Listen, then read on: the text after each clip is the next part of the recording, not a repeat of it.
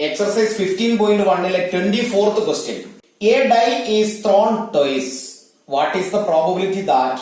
First question, 5 will not come up either time. Second question, 5 will come up at least once. ഇവിടെ A die is thrown twice എന്നാണ് ക്വസ്റ്റ്യനിൽ പറയുന്നത്. ക്വസ്റ്റ്യന്റെ കൂടെ hint തന്നിട്ടുണ്ട്.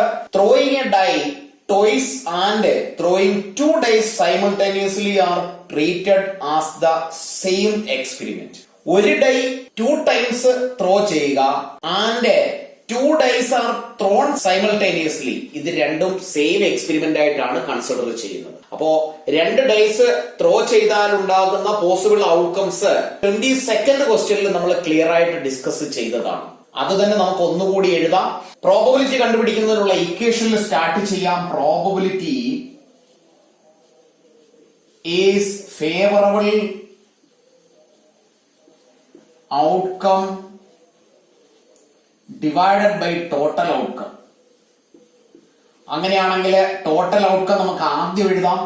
Total outcome 2 dyes ആണ് throw ചെയ്യുന്നത്. ഒരു ഡൈക്ക് 6 സൈഡ്സ് ആണുള്ളത്. അതുകൊണ്ട് 6 into 6 36 ആണ് ടോട്ടൽ ഔട്ട്കം. ഇനി നമുക്ക് ആ ഔട്ട്കംസ് എഴുതി ഒന്ന് കൗണ്ട് ചെയ്യുകയും കൂടി ചെയ്യാം. പോസിബിൾ ഔട്ട്കംസ് എങ്ങനെയൊക്കെ ആ 2 ഡൈസ് വീഴാം നമുക്കൊന്ന് എഴുതി നോക്കാം. 22nd ക്വസ്റ്റ്യനിൽ എഴുതിയതുപോലെ അത്ര ഡീറ്റെയിൽ ആയിട്ടല്ലാതെ അവിടെ നമുക്ക് സമ്മ് കണ്ടുപിടിക്കണമായിരുന്നു. ഇവിടെ സമ്മിന്റെ ആവശ്യമില്ല. മുകളിൽ 5 വരാനും 5 വരാതിരിക്കാനുള്ള പ്രോബബിലിറ്റിയെ കുറിച്ചാണ് ക്വസ്റ്റ്യൻ. അങ്ങനെയാണെങ്കിൽ നമുക്ക് ഫസ്റ്റ് ഡൈയുടെ 1, സെക്കൻഡ് ഡൈയുടെ 1, എഗെയിൻ ഫസ്റ്റ് ഡൈയുടെ 1, സെക്കൻഡിന്റെ 2, 1 3, 1 4, 1 5, 1 6. Next starting with 2, 2 1, 2 2, 2 3, 2 4, 2 5, 2 6. Starting with the 3, 3 1, 3 2, 3 3, 3 4, 3 5, 3 6, 4 1, 4 2, 4 3, 4 4, 4 5, 4 6, 5 1, 5 2, 5 3, 5 4, 5 5, 5 6. Last one 6 1, 6 2, 6 3, 6 4, 6 5 and 6 6. ഇത്രയുമാണ് ഇവിടെയുള്ള പോസിബിൾ ഔട്ട്കംസ്.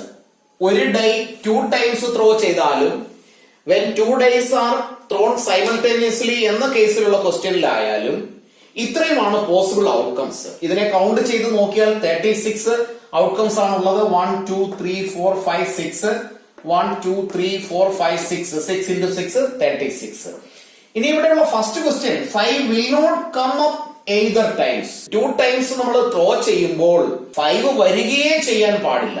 അങ്ങനെയുള്ള പോസിബിൾ ഔട്ട്കംസ് എത്രയാണെന്നാണ് ഇവിടെയുള്ള ക്വസ്റ്റ്യൻ. അപ്പൊ 5 ഇല്ലാത്തത് ഏതൊക്കെയാണെന്ന് നമുക്കൊന്ന് കൗണ്ട് ചെയ്യാം. അങ്ങനെ 5 ഇല്ലാത്തത് കൗണ്ട് ചെയ്യുന്നതിനേക്കാൾ എളുപ്പം 5 ഉള്ളത് കൗണ്ട് ചെയ്യുന്നതാണ്. രണ്ടിലേത് മെത്തേഡ് വേണമെങ്കിലും ഫോളോ ചെയ്യാം. 5 ഇല്ലാത്തത് വേണമെങ്കിലും കൗണ്ട് ചെയ്യാം. 5 ഉള്ളത് കണ്ടുപിടിച്ചിട്ട് 36ൽ നിന്ന് മൈനസ് ചെയ്താലും അതിന്റെ ആൻസർ കണ്ടുപിടിക്കാവുന്നതേ ഉള്ളൂ. കൗണ്ട് ചെയ്യുന്നതിനുള്ള എളുപ്പത്തിന് വേണ്ടി 5 വരുന്നതിനെ നമുക്കൊന്ന് മാർക്ക് ചെയ്ത് നോക്കാം. ഇവിടെ 5 ഉണ്ട്, ഇവിടെ 5 ഉണ്ട്, ഇവിടെയുണ്ട്, ഇവിടെയുണ്ട്, ഇവിടെയുണ്ട്, ഇവിടെയുണ്ട്.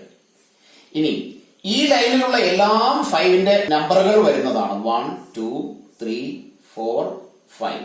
അപ്പൊ ഇത്രയും ഔട്ട്കംസിലാണ് 5 വരുന്നത്. അങ്ങനെയാണെങ്കിൽ ബാക്കിയുള്ളത് കൗണ്ട് ചെയ്ത് നോക്കുന്നതിനേക്കാൾ എളുപ്പം 1 2 3 4 5 6 7 8 9 10 11 കേസസ് സബ്ട്രാക്ട് ചെയ്യുന്നതായിരിക്കും.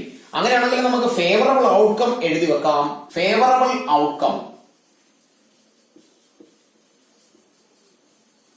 Is equal to total outcome 36 ആണ്. അതിൽ 5 വരാതിരിക്കണം. 5 will not come ആണ്. അങ്ങനെയാണെങ്കിൽ 5 വരുന്ന 11 കേസസ് 36ൽ നിന്ന് മൈനസ് ചെയ്താൽ കിട്ടുന്ന 25 ആണ് ഫസ്റ്റ് ക്വസ്റ്റ്യന്റെ favourable outcome. Therefore probability for 5 will not come is 25 divided by 36. Second ക്വസ്റ്റ്യനില് 5 will come up at least once എന്നാണുള്ള ക്വസ്റ്റ്യൻ. അപ്പോ ഈ അറ്റ്ലീസ്റ്റ് ആൻഡ് അറ്റ്മോസ്റ്റ് ഇത് രണ്ടും വളരെ പ്രത്യേകം ശ്രദ്ധിക്കേണ്ട ഒരു കേസാണ്. At least once, at most once. At most ഇവിടെ നമുക്ക് അറ്റ്ലീസ്റ്റ് വണ്ണ് ഡിസ്കസ് ചെയ്യാം. റിവിഷന്റെ ടൈമില് അറ്റ്മോസ്റ്റിനെ കുറിച്ച് നമുക്ക് ഡിസ്കസ് ചെയ്യാം.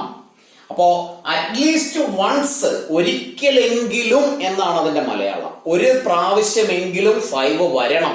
അതിനർത്ഥം അറ്റ്ലീസ്റ്റ് ഒരെണ്ണമെങ്കിലും വേണം. എന്നാൽ 2 5 വന്നാലും അതിനെ നമുക്ക് കൺസിഡർ ചെയ്യാം. അതാണ് അറ്റ്ലീസ്റ്റ് വൺസ് എന്നുള്ളതിന് അർത്ഥം. ഒരു കോയിൻ ടോസ് ചെയ്യുന്ന കേസ് കൺസിഡർ ചെയ്താൽ അറ്റ്ലീസ്റ്റ് 1 ഹെഡ് എന്ന് പറഞ്ഞാൽ അവിടെ മിനിമം ഒരു ഹെഡ് വേണം. എന്നാൽ മാക്സിമം 2 ഹെഡ് ആയാലും നോ പ്രോബ്ലം, അതിനെയും നമുക്ക് കൺസിഡർ ചെയ്യാമെന്നാണ് അതിന്റെ അർത്ഥം. അപ്പൊ ഇവിടെ 5 will come up at least once എന്നാണ് പറഞ്ഞിരിക്കുന്നത്. ദാറ്റ് മീൻസ് മിനിമം ഒരു 5 വേണം, കൂട്ടത്തിൽ 2 5 ആണെങ്കിലും അതിനെ കൺസിഡർ ചെയ്യാം എന്നാണ് അതിനർത്ഥം. അപ്പൊ നമുക്ക് രണ്ടാമത്തെ ക്വസ്റ്റ്യന്റെ ഫേവറബിൾ ഔട്ട്കം എഴുതാം. ഫേവറബിൾ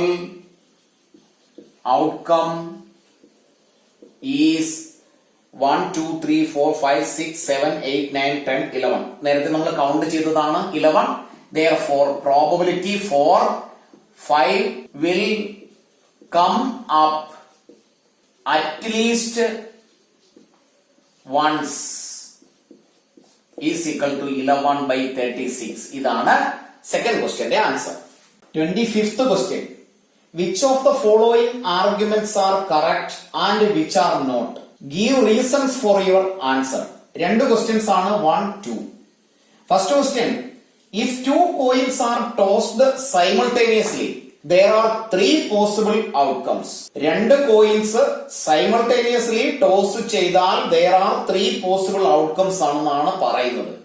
ആ ഒരു സ്റ്റേറ്റ്മെന്റ് തന്നെ റോങ് ആണ്. ബിക്കോസ് 2 കോയിൻസ് അതിനെ ടോസ് ചെയ്താൽ 3 അല്ല അവിടെയുള്ള പോസിബിൾ ഔട്ട്കംസ്. അപ്പോ ഈ ക്വസ്റ്റ്യന്റെ ആൻസർ റോങ് ആണ്.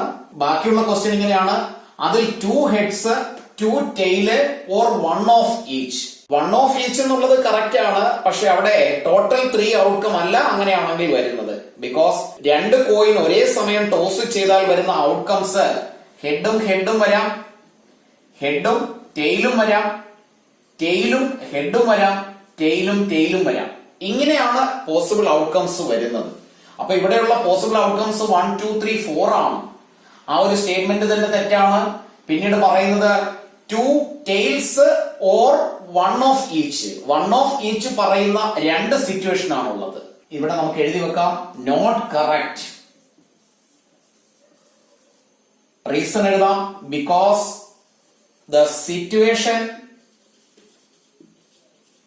1 of each can be in 2 ways അല്ലെങ്കിൽ 2 different ways. Head tail, tail head. അങ്ങനെയാണെങ്കിൽ അവിടെയുള്ള പ്രോബബിലിറ്റി, therefore പ്രോബബിലിറ്റി 1/4 ആണ്, 1/3 അല്ല. Second question. If a die is thrown, ഒരു ഡൈ ത്രോ ചെയ്താൽ there are 2 possible outcomes. Total outcomes 6 ആണ്. എന്നാൽ ബാക്കി ക്വസ്റ്റ്യൻ കൂടി വായിക്കുക. An odd number or an even number. ഒരു ഡൈ ത്രോ ചെയ്താൽ 1 to 6 ഉള്ള ഏതെങ്കിലും ഒരു നമ്പർ ആണ് വരുന്നത്. അപ്പൊ ഇവിടെ ക്ലിയർ ആയിട്ട് പറയുന്ന ഒരു കാര്യം either it may be an odd number or an even number എന്നാണ്. അത് അങ്ങനെ തന്നെയാണ്, കറക്റ്റ് ആണ് പറഞ്ഞിരിക്കുന്നത്. ഈവൻ നമ്പറോ ഓഡ് നമ്പറോ മാത്രമേ വരൂ. ബിക്കോസ് ഈവൻ നമ്പറും ഓഡ് നമ്പറും മാത്രമാണ് ഇവിടെ ഡൈയുടെ ഓരോ ഫേസിലും മാർക്ക് ചെയ്തിരിക്കുന്നത്. ആ സ്റ്റേറ്റ്മെന്റ് കറക്റ്റ് ആണ്. ഇനി അതിനുള്ള probability, therefore the probability of getting an odd number is 1/2.